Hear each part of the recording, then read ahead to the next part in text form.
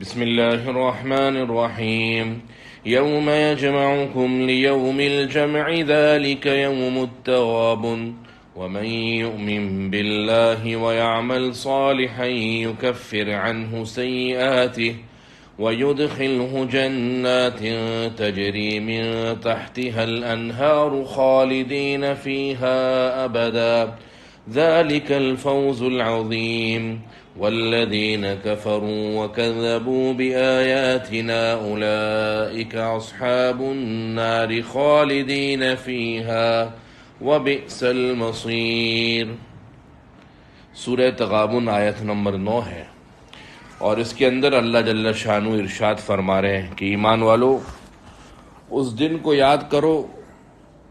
جس دن اللہ تم سب کو جمع کرے گا، اور وہ دن کون سا ہے؟ یوم الجمع، وہ جمع ہونے کا دن ہے۔ ذالک یوم التغابن، اور یہ دن ہار جیت کا ہے۔ قیامت کے ناموں میں سے ایک نام جس طرح یوم الجمع ہے، اسی طریقے سے قیامت کے ناموں میں سے ایک نام یوم التغابن ہے۔ اور ساتھ ہی اللہ تعالیٰ اس آیت کے اگلے ٹکڑے میں اعلان فرما رہے ہیں وَمَن يُؤْمِن بِاللَّهِ وَيَعْمَلْ صَالِحًا، کہ جو کوئی یقین لائے اللہ پر اور نیکی کے عمل کرے، یکفر عنہ سیئاتی، اللہ اس کی برائیاں درگزر کر دے گا، وَيُدْخِلْهُمْ جَنَّاتٍ تَجْرِي مِن تَحْتِهَا الْأَنْهَارُ، وَيُدْخِلْهُ جَنَّاتٍ، اور اللہ داخل کر دے گا اس کو ایسے باغات میں، تجری من تحتها الانہار، جس کے نیچے نہریں بہتی ہوں گی، خالدین فیہا ابدا، اس میں وہ لوگ ہمیشہ ہمیشہ رہیں گے۔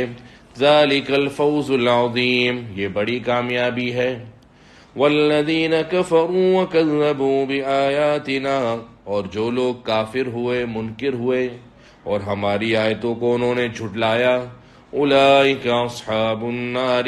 یہ لوگ آگ والے ہیں، خالدین فیہا، جس میں وہ ہمیشہ رہیں گے، وبئس المصیر، اور یہ بہت ہی برا ٹھکانہ ہے دوزخ کے بارے میں کہ دوزخ بہت برا ٹھکانہ ہے۔ تو قیامت کے ناموں میں سے ایک نام یوم الجمع بھی ہے کہ تمام مخلوق حضرت آدم علیہ السلام سے لے کر آخری حضور کی امتی تک سب کو اس روز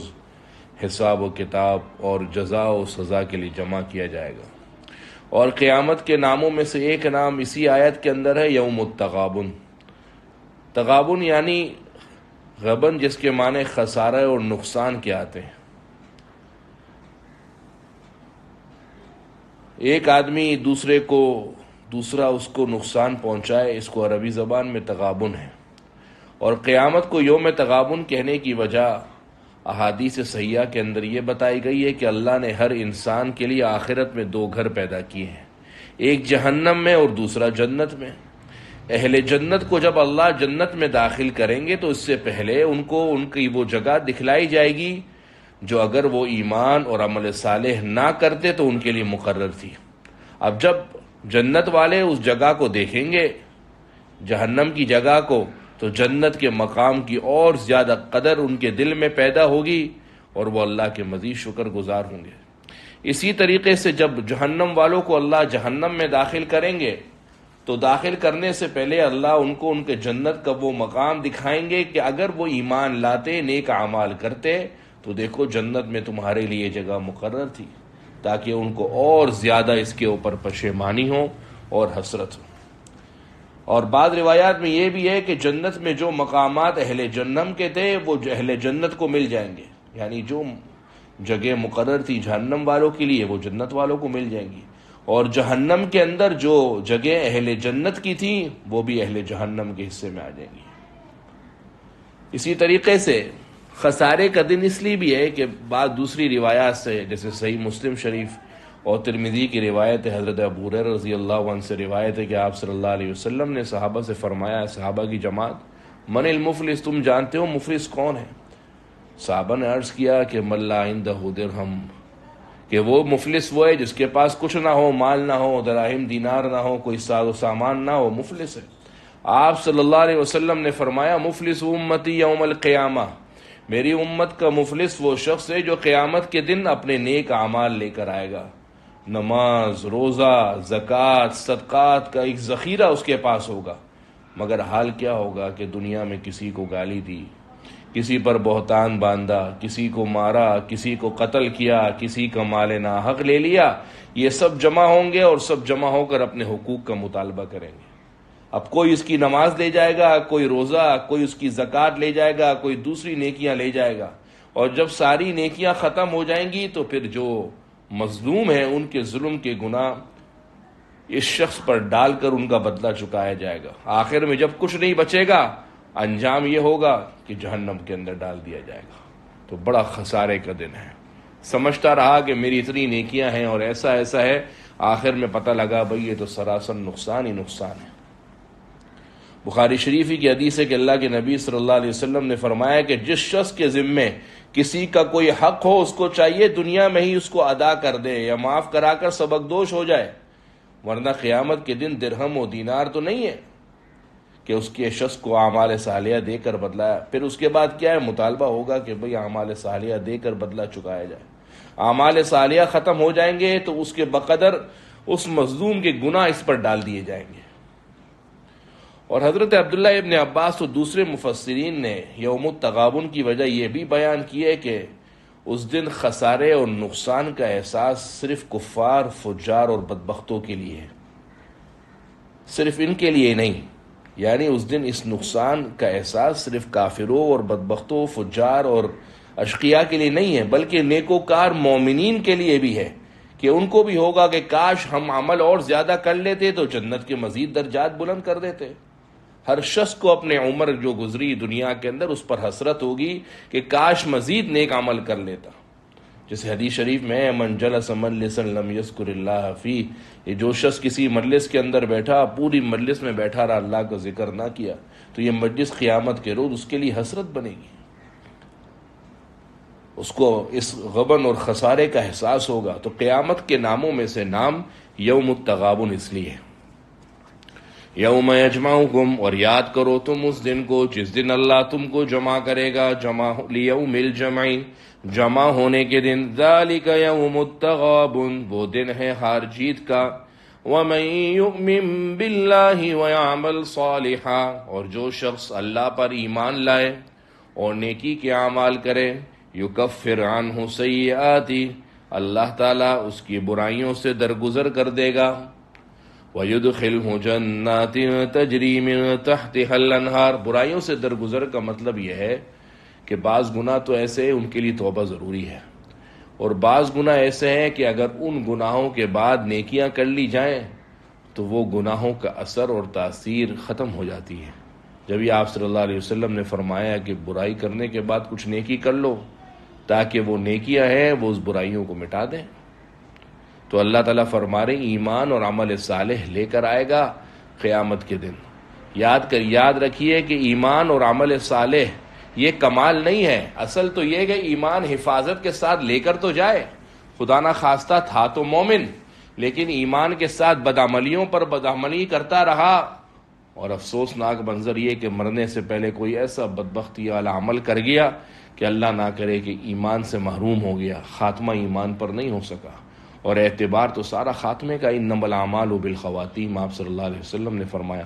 سارے اعمال کا دار و مدار تو خاتمے پر ہے۔ جب یہ مسلم شریفی کی حدیث ہے کہ اللہ کے نبی صلی اللہ علیہ وسلم نے فرمایا ایک شخص پوری زندگی نیکی کے عمل کرتا ہے، آخر کے اندر بس کوئی ایسا کام کر جاتا ہے کہ اس کی وجہ سے جہنم میں داخل ہو جاتا ہے، تو سارا اعتبار تو خاتمے کا ہے۔ لہذا ایمان اور عمل صالح کا مطلب نیک عمل کرنا کمال نہیں، نیک عمل کر کے اس کی حفاظت کرنا اور اس کو قیامت کے دن اللہ کے دربار میں پیش کرنا، یہ کمال ہے۔ عبادت اچھی کری اور عبادت اچھی کر کے گناہوں کے اندر لگ گیا، وہ گناہ اس عبادت کی تاثیر کو ختم کر گئے، تو قیامت کے دن لے کر کیسے جائے گا؟ اللہ کا اعلان ہے من جاء بالحسنہ فلہ عشر امثالہا، جو ایک نیکی لے کر آئے گا قیامت کے دن اس کو ایک نیکی پر 10 کا ثواب ہے، 10 نیکیاں ملیں گی۔ لے کر تو آئے، نیکی کرنا نہیں ہے، نیکی کرنے کے بعد اس کی حفاظت کرنی ہے، اور اس کو ایسا حفاظت کر کے اللہ کی دربار کے اندر اس کو پروان چڑھانا ہے، قبول کروانا ہے اپنی اس نیکی کو، تاکہ قیامت کے دن وہ آپ کے لیے ذخیرہ بن سکے۔ تو اللہ فرما رہے ہیں جو شخص اللہ پر ایمان لائے اور نیکی کے عمل کرے یکفر عنہ سیئاتی، اللہ اس کی برائیاں درگزر کر دے گا، وَيُدْخِلْهُ جَنَّاتٍ تَجْرِي مِن تَحْتِهَا الْأَنْهَارُ، اور داخل کر دے گا اللہ اس کو ایسی جنتوں کے اندر، ایسے باغات میں جس کے نیچے نہریں بہتی ہیں، خالدین فیہا ابدا، جس میں وہ رہیں گے ہمیشہ ہمیشہ۔ دنیا کی ساری نعمت ایک طرف اور آخرت کی یہ نعمت کہ اس کے اندر ایمان والا جنت میں ہمیشہ رہے گا، یہ نعمت ایک طرف۔ دنیا کے اندر آپ کے پاس بڑی بادشاہت ہو، بڑی سلطنت ہو، بڑا جاہ ہو، بڑا منصب ہو، لیکن آخر کار کہیں نہ کہیں وقت آئے گا ختم ہو جائے گا۔ اور آخرت کے اندر صرف ایک نعمت خلود کی، خالدین فیہا ابدا، کہ ہمیشہ ہمیشہ رہیں گے، یہ نعمت اتنی کمال کی ہے کہ جہاں پر بھی جائے گا خوش ہے۔ یعنی آخرت کی جو بھی چیز ہے وہ غیر متناہی ہے، ان لمیٹڈ ہے۔ جبھی تو آخرت کے مقابلے میں دنیا کو دیکھے گا تو سمجھے گا گویا 1 گھنٹہ سوا گھنٹہ گزار کر آیا ہے۔ کأنہم یوم یرونہا لم یلبسوا الا عشیۃ او ضحاها، کہے گا کہ ہم تو صرف ایک شام گزار کے آئے، شام کتنے کی ہے؟ سوا گھنٹے کا، شام کا وقت دورانیہ ہے، ہم تو سوا گھنٹے کا وقت گزار کر آ گئے ہیں۔ کیونکہ آخرت کے معاملے میں، آخرت کے سامنے جب دنیا ہے، آخرت اور دنیا کا مقابلہ ایسا ہے جیسے لمیٹڈ اور ان لمیٹڈ، متناہی اور غیر متناہی، اتنا بڑا فرق ہے، تو ظاہر سی بات ہے کہاں دنیا اور کہاں آخرت۔ اور ساتھ ہی اللہ فرما رہے ذالک الفوز العظیم، یہ بڑی کامیابی ہے۔ لہذا معلوم ہوا دنیا کی نعمتیں مل جانا یہ کوئی کامیابی نہیں ہے۔ دنیا میں آسائشیں، آرائشیں اور زیبائش و آسائش کی نعمتیں مہیا ہو جانا، بڑا گھر، بڑی کوٹھی، بڑی سواری، عالی شان کپڑے، بہترین ساز و سامان، ادھر ملکوں میں آنا اور جانا اور بہترین ٹھاٹ و باٹ کے ساتھ رہنا، یہ کامیابی نہیں ہے۔ ہم نے اپنی ترجیحات بدل دی ہیں۔ ہم سمجھ رہے ہیں کامیاب وہ ہے جس کے پاس پیسہ زیادہ ہے، جس کا گھر بڑا ہے، جس کی کوٹھی بڑی ہے، جس کا سرمایہ بڑا ہے، جس کا بینک بیلنس ہو، جس کی کمپنی دن دگنی رات چگنی ترقی کر رہی ہے، بڑی کامیابی۔ اللہ فرما رہے نہیں، ذالک الفوز العظیم، اصل کامیابی تو ایمان اور عمل صالح کی۔ جس کا ایمان جتنا مضبوط ہے، جس کے ایمان کے اندر کھوکھلاپن کم ہے، جس کا ایمان پھسپھسا نہیں ہے بلکہ ایمان یقین اور اعتماد اور اللہ پر بھروسے سے بھرا پڑا ہے، یہ ایمان، اور اس ایمان کے ساتھ وہ نیکی کے عمل کر رہا ہے، نمازیں پڑھ رہا ہے، اللہ اور اس کے بندوں کے حقوق ادا کر رہا ہے، یہ ہے ذالک الفوز العظیم، بڑی کامیابی۔ والذین کفروا وکذبوا بآیاتنا، اور جنہوں نے انکار کیا اللہ کا،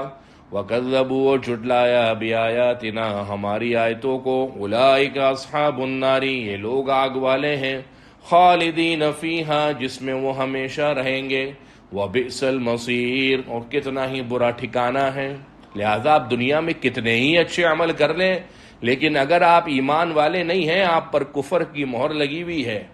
اور آپ کافر ہیں، تو مرنے کے بعد آپ کے کوئی دنیا کے اندر کیے جانے والے فاؤنڈیشن، دنیا میں بڑے بڑے ہم NGOs کا چلانا،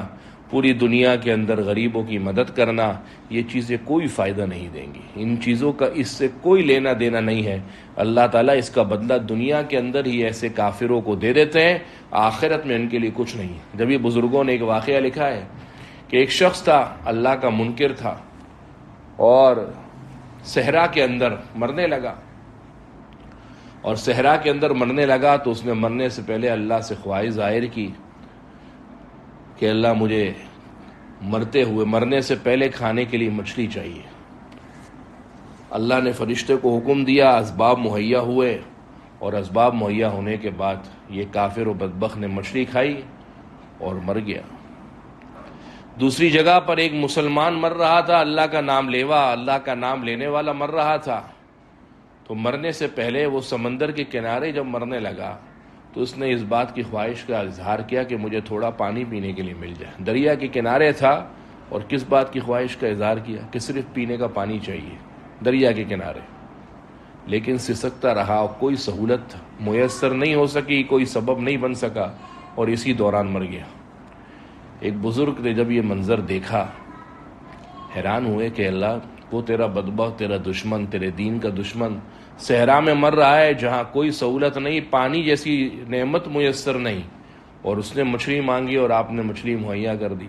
اور یہ دریا کے کنارے مر رہا ہے اور کے لیے پانی مانگ رہا ہے جو اس کے بالکل صرف ایک بالش ایک ہاتھ دور ہے، اور یہ پینے کے لیے پانی اس کو مہیا نہیں ہو سکا۔ تو جواب ملا کہ یہ جو شخص ہمارا دشمن ہے اس کے کچھ اچھے اعمال ہیں، اس کے کچھ اچھے اعمال کا بدلہ ہم نے اس کو مچھلی کھلا کر دنیا ہی کے اندر دے دیا، اور یہ جو ہمارا محبوب ہے مسلمان بندہ ہے اس کی کچھ بدعملیاں تھیں، تو ہم نے اس بدعملیوں پر بدلہ اس کو دنیا کے اندر دے دیا، تھوڑی سی مصیبت میں مبتلا کیا، گناہوں سے بالکل صاف کر دیا، آخرت میں اس کے لیے راحت ہی راحت ہے۔ لہٰذا اگر آپ کافر ہیں، مشرک ہے، تو پھر یہ جہنم کے اندر ہی جائے گا، جنت میں جانے کا کوئی سوال ہی نہیں ہے، کیونکہ اس شرک اور کفر کی کوئی معافی نہیں۔ ان اللہ لا یغفر ان یشرک بہ، اللہ کسی شرک کرنے والے کی ہرگز مغفرت نہیں کرے گا، شرک کے علاوہ سب گناہوں کی معافی ہے۔ لہذا ہمارا دین سے بیزار طبقہ اور ملحد یہ سمجھتا ہے کہ بھائی فلانی ملکہ مر گئی اور فلانا بڑا اللہ کا وہ بڑا غریبوں کا ہمدرد تھا، غریبوں کا نام لیوا تھا اور وہ مر گیا۔ حالانکہ ہونا یہ چاہیے بھائی غریبوں کی اتنی خدمت کرنے والا، غریبوں کی اتنی مدد کرنے والا، لوگوں کو کھانے کھلانے والا، بڑی NGOs چلا رہا ہے، پوری دنیا بھر کے اندر ناتواں لوگوں کی مدد کر رہا ہے، بے سہاروں کو گھر دے رہا ہے، مقروضوں کی قرضے کی ادائیگیوں میں ان کے ساتھ ہے، اور مر گیا تو کہتے ہیں کہ بھائی یہ مولویوں نے جنت جہنم کا ٹھیکہ لے لیا ہے، کہتے ہیں یہ سیدھا جہنم میں جائے گا۔ یہ مولویوں نے نہیں لیا، قرآن میں اللہ نے لکھا ہے کہ جو شخص کفر کی حالت میں مرا یہ سیدھا جہنم میں جائے گا، اور خالدین فیہا، اس میں ہمیشہ ہمیشہ رہے گا، اللہ کے اس حکم میں کوئی کمی بیشی نہیں ہے۔ اور ساتھ ہی اللہ فرما رہے ہیں وبئس المصیر، اور یہ جہنم بہت برا ٹھکانہ ہے۔ اور دوسرے قرآن کی آیت انہ من یشرک باللہ فقد حرم اللہ علیہ الجنہ، اللہ نے جو شخص اللہ کے ساتھ کفر کرتا ہے، شریک ٹھہراتا ہے، اللہ نے جنت کو اس پر حرام کر دیا ہے، اور اس کا ٹھکانہ آگ ہے۔